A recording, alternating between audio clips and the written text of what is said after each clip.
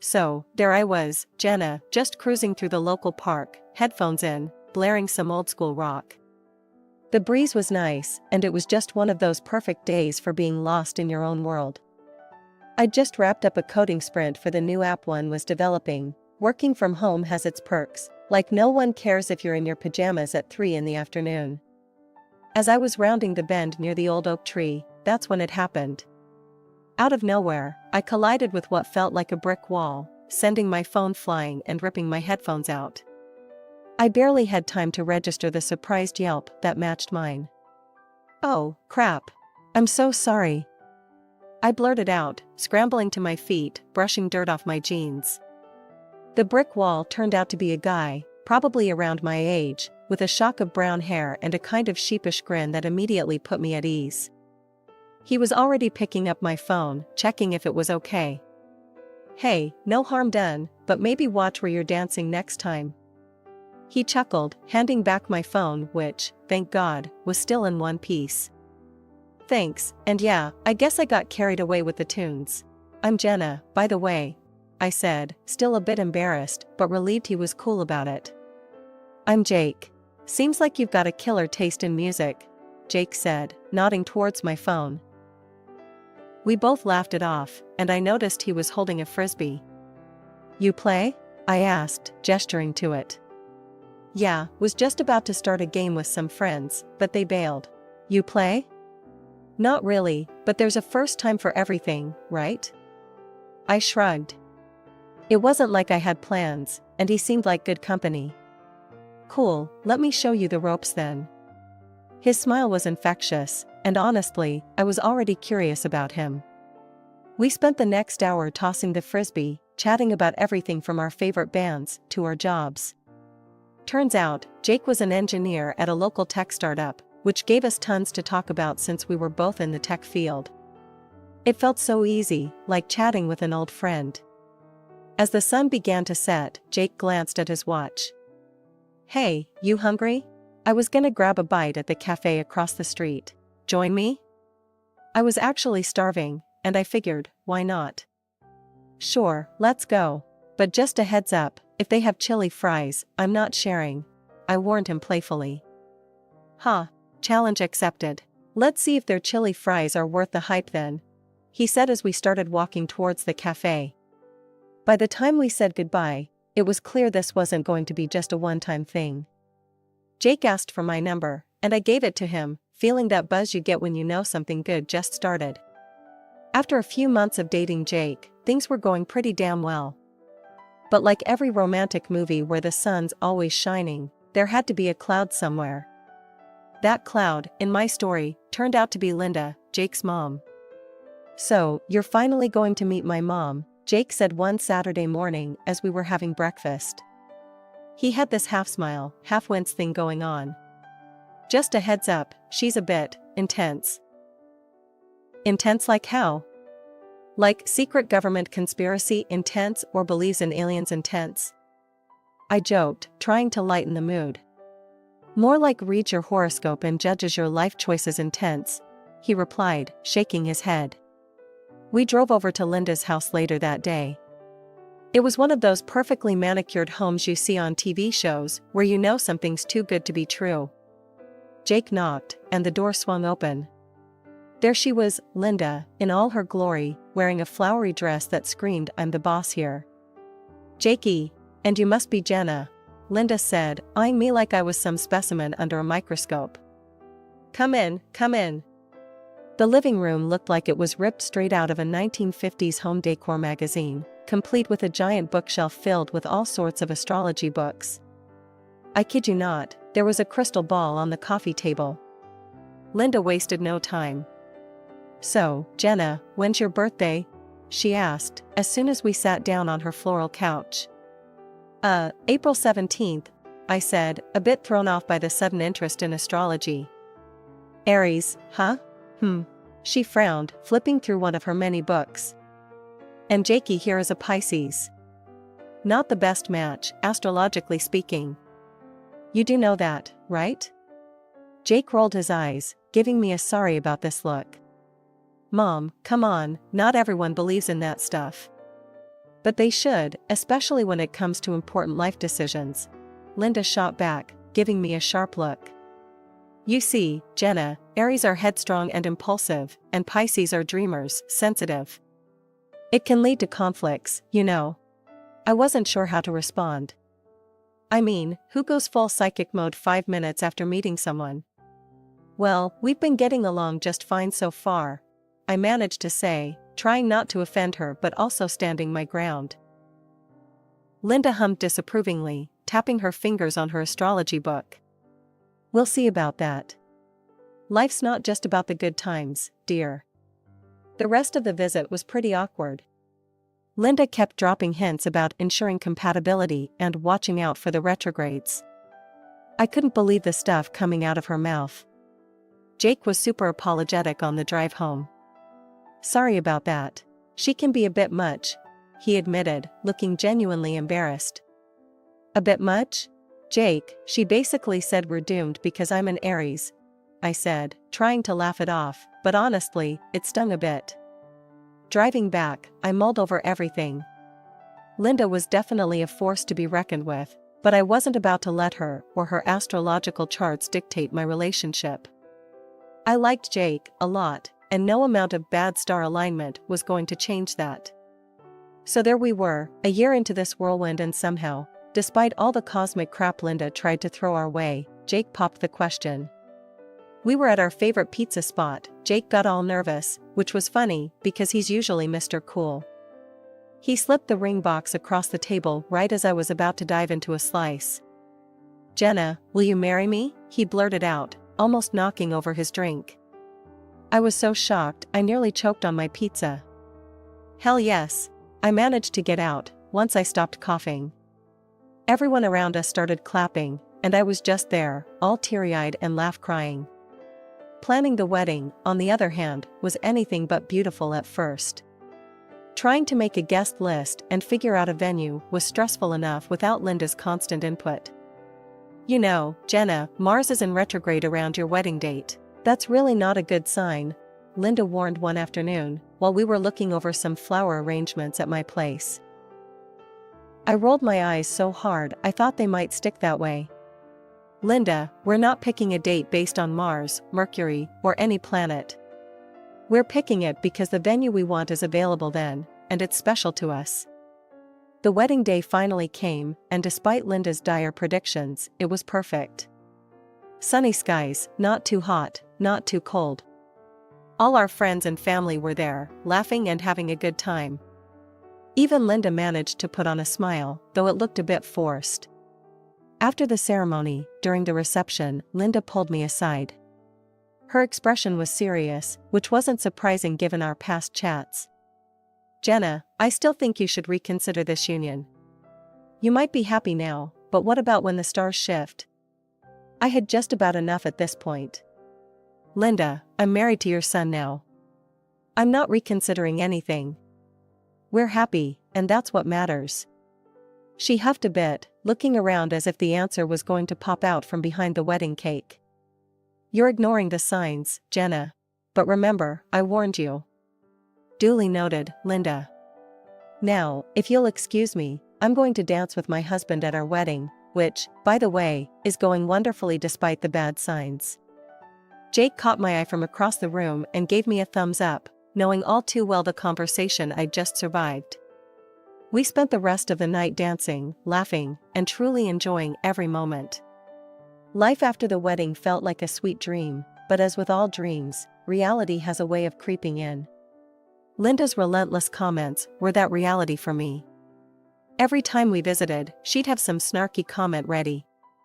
One Sunday afternoon, we were at her place for what I hoped would be a peaceful visit. No such luck. So, Jenna, Linda began as she served the tea. Still no good news on the baby front? You know, I read that some people are just cursed. Bad energy or something. I almost choked on my tea. Linda, really, that's not how it works. We've seen the doctor, everything's fine. These things take time. Time, huh? Or maybe it's just not meant to be. She shrugged, sipping her tea like she hadn't just suggested my uterus was cursed. I was fuming, but Jake squeezed my hand under the table, a silent plea to keep my cool. Changing the subject, I mentioned our latest big project. Actually, we've been house hunting. Found a great place, and we're thinking of putting down an offer. Linda perked up, her interest obviously piqued. A house, huh? And how are you affording that? Jake's doing well, but houses aren't cheap. I was proud of our independence and financial stability. Actually, I've been doing really well with the app development. We're putting in equal amounts. She scoffed, setting down her cup a little too hard. Well, isn't that convenient? Living off my son and now spending his money on a house. It's classic, really. We left soon after, but her words stung. It was the same old song, no matter how hard I worked or what I achieved. The house buying process was a breath of fresh air compared to dealing with Linda. We found a beautiful place, perfect for us, and moved in a couple of months later. I thought owning our new home would prove to Linda that I wasn't the gold digger she painted me to be. But instead, it just fueled her fire. At our housewarming, which Linda attended out of familial obligation more than anything, she pulled me aside while Jake was busy with other guests.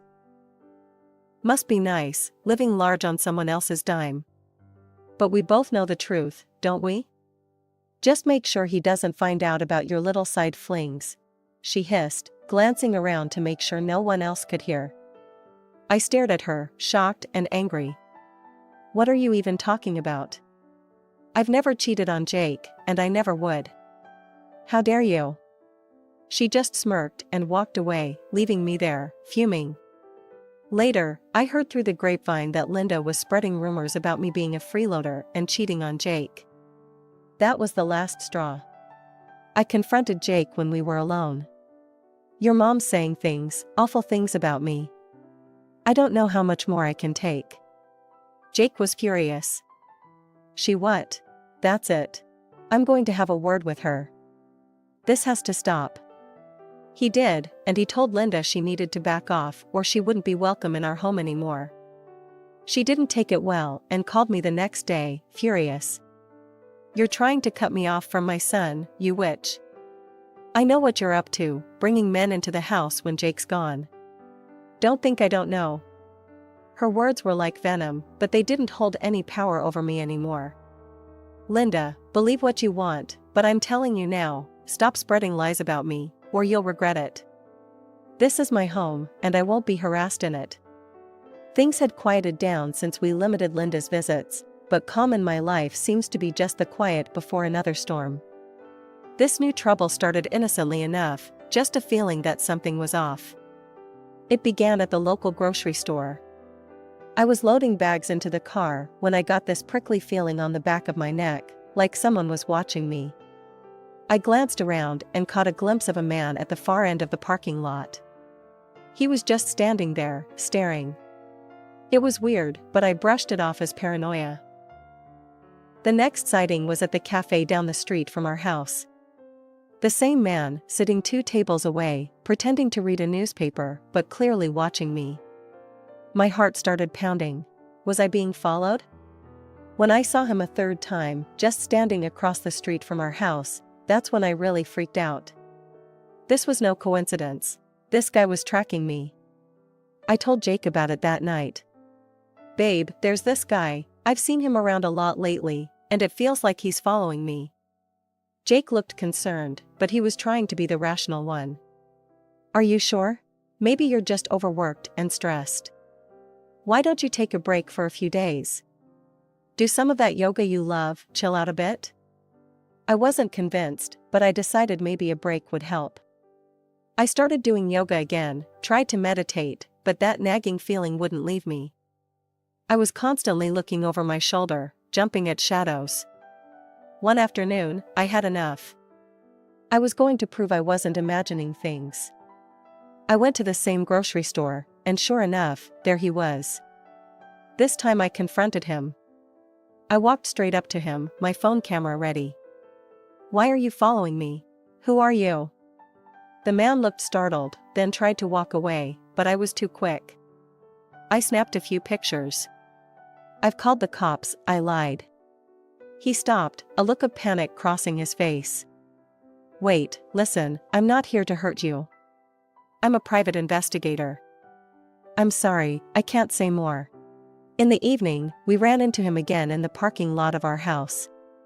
Jake confronted him, grabbing him by the collar. You better start talking, or I'm calling the cops right now. The man finally broke. Look, I was hired by your mother. She wanted proof of infidelity. I swear, I didn't find anything, because there's nothing to find. Jake called Linda immediately. Mom, what the hell are you doing? Hiring someone to spy on Jenna? Don't come to our house again. You're not welcome here anymore. The next day, Jake was all action. He had security cameras installed all around the house. If she's pulling stunts like this, who knows what she'll do next, he said, anger lacing his every word. After all the drama with Linda and that creepy PI, Jake suggested something I couldn't have been happier about, a vacation. Just the two of us, away from all the chaos, somewhere I could breathe without feeling like someone was always watching. We ended up at this cozy little beach town, with nothing but the sound of waves and seagulls to keep us company. It was perfect. For the first time in what felt like forever, I could just sit, read a book under the sun, and not worry about secretive glances or hidden agendas. When we got back home, I was brimming with a sense of peace. That peace only grew when I discovered something incredible. I was pregnant. After years of trying and facing Linda's harsh words, it had finally happened. But with the joy came a wave of protectiveness. Given everything with Linda, the last thing I wanted was to put our little bubble of happiness at risk. So, we decided to keep the pregnancy under wraps, especially from Linda. Let's just keep it between us and my folks for now, I told Jake, who was over the moon about the baby.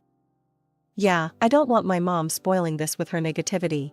We'll tell the world when we're ready, he agreed. Since I worked from home, hiding my growing belly wasn't as hard as it might have been. I swapped my fitted tees for looser shirts, and if I ever went out, I was all about those flowy dresses. But the thing was, my belly wasn't really showing that much. I was past my first trimester, yet there was barely a bump. I mentioned it to my doctor during one of my checkups, trying to keep the worry out of my voice. He gave me a reassuring smile. Every woman's body is different, Jenna. Some show a lot, and some don't show much at all. As long as the scans are normal and the baby's healthy, you've got nothing to worry about. As the weeks rolled on, only Jake, my parents, and I knew about the little life growing inside me. It felt like our precious secret, a small miracle just for us. We'd sit in what would be the nursery, planning and dreaming about the future. I think we should paint it yellow, Jake said one evening, looking around the room. Yellow's nice. Bright and happy, I agreed, picturing our little one in their crib, the walls a sunny backdrop. This little bubble of joy was ours to cherish, and for now, that was all that mattered. Linda's shadow lingered at the edge of our happiness, but inside our home, within our little growing family, we were safe. 8 months in, and my pregnancy was now pretty obvious, no more hiding the baby bump. Jake and I decided it was time to celebrate with all our family and friends, even Linda. I figured maybe if she saw how real and beautiful this was, she might drop her vendetta. We threw a big bash at our place, decorating the backyard with lights and flowers. I felt like royalty, floating among our guests with Jake by my side, everyone so excited and happy for us. Well, almost everyone. Linda arrived late, her face stormy as ever. I braced myself for her usual antics, but hoped she'd keep it together for the sake of the day. No such luck. As I was mingling, I overheard her chatting, well, more like conspiring, with a group of relatives. This is all a show, Linda hissed, not even bothering to lower her voice. Mark my words, she's not pregnant. It's just a ploy to bind Jake tighter and dig into his wallet more. Her words stung, but I wasn't about to let her ruin this day. I approached her, smoothing down my dress, trying to keep my voice even. Linda, can we talk? She looked me up and down, skepticism written all over her face. What's there to talk about? You think you can fool everyone, but not me. I took a deep breath, keeping my cool. I'm really pregnant, Linda. There's a baby, our baby, Jake's and mine. Can't we put our differences aside, just for today, for the sake of the baby? She scoffed, a harsh laugh escaping her. You're unbelievable. Do you really think I'd fall for this charade? Frustrated but not wanting to cause a scene, I tried once more. Linda, please. It's a celebration. Let's just enjoy the day. She snorted, turning away from me and heading upstairs to the second floor of our house. I hesitated, then followed her, not wanting her to spread more poison among the guests.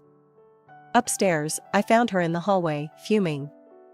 Linda, why can't you just be happy for us? In a month, you'll see. There's a baby, a real baby. She whirled on me, her eyes cold. There is no baby. You're a con artist, Jenna. Always have been. I felt a mix of anger and sadness, tears pricking at the edges of my eyes. I don't know why you're doing this, but it's going to stop. Turning to leave, I started back down the stairs to the living room, eager to get away from her negativity. But as I took the first step, I felt a sharp shove from behind. My feet lost their grip, and I tumbled forward, the world turning upside down as I fell. The last thing I saw was the blur of the party decorations and the horrified faces of our guests, before everything went dark. When I finally came to, the harsh glare of hospital lights and the steady beep of monitors greeted me. I was disoriented, my body aching all over. I turned my head and saw Jake, sitting next to me, his face pale and drawn with worry. He immediately leaned closer, taking my hand. Jenna, thank God you're awake. How do you feel? Where's the baby? I asked, panic rising in my chest before I could even gauge my own pain. Jake's eyes were filled with concern, and he squeezed my hand tighter. They had to, they induced labor, to save him after your fall. He's on support, but he's fighting. Tears welled up in my eyes, and a sob choked me. Is he going to be okay? I managed to stammer between breaths. They're doing everything they can, Jake assured me, brushing a tear from my cheek. As I lay there, the memories of the fall flashed through my mind, the shock of being pushed, the terrifying tumble, Linda's face just before I turned to descend the stairs. Jake, I said, my voice firmer despite the fear. Linda pushed me. She did it. Jake's face contorted with confusion and distress. What? No, Jenna, it must have been an accident. It wasn't, I insisted, feeling a surge of frustration. Check the cameras. Please, just look. He nodded, standing up stiffly, his movements betraying his own fear and turmoil. After a few tense minutes, he returned, his face ghostly. I saw it, he said quietly. You were right. It's all there on the video. My mom pushed you. His next action was to call the police. I could only hear his side of the conversation, his words clipped, his tone a mix of anger and disbelief. When he hung up, he explained that they were taking his mother into custody. The next few days were a blur. Our son, tiny and fragile, fought for his life in his glass little bed, surrounded by beeping machines and bustling nurses. I prayed every moment I was awake, my heart living in that incubator with him. Linda was charged and brought to trial. Her defense was absurd, she claimed it was all a joke, that she'd wanted to prove I was lying about my pregnancy. I didn't mean any harm, she told the court. I just wanted everyone to see the truth. But the evidence was undeniable. The video didn't lie. The judge sentenced her to 2 years and ordered her to pay restitution. The sale of her house would cover the medical expenses and rehabilitation for our son. Months rolled into a year, and our little boy grew stronger every day. The rehabilitation was tough, endless appointments and therapies. But he was a fighter, and slowly, he caught up to his peers. By his second birthday, you couldn't tell he had such a rough start. Jake and I were a team through it all, our bond solidified through the trials we'd faced. As for Linda, her actions had severed any chance of reconciliation. I made it clear, and Jake agreed, that she was not to be part of our lives or our son's life. It was a harsh decision, but necessary for our family's well-being. And as I watched our son, healthy, happy, and vibrant, it felt like the entire universe had shifted, aligning just for us, in spite of everything. Linda's shadows no longer lingered, all that remained was the light of our little family, stronger and more radiant than ever.